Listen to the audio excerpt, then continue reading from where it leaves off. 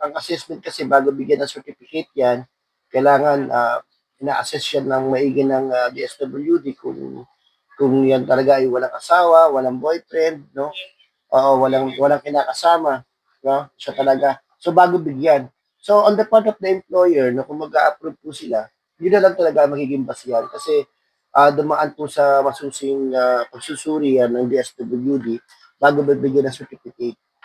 Ganyan yung tanong nyo kanina, ma'am, kung hindi niya nagamit ng 7 days, ganun Oo, po di ba? ba 7 days po yun, sir? Let's say, na-consume niya po yung 5 araw for 2024. Then, let's say, may natira pa pong 2 araw.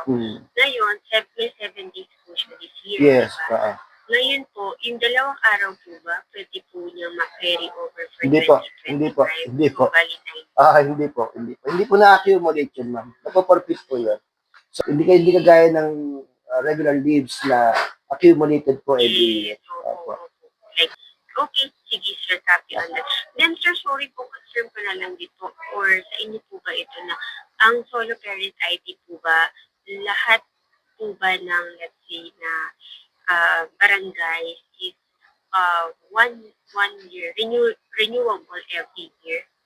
Yes, ma'am.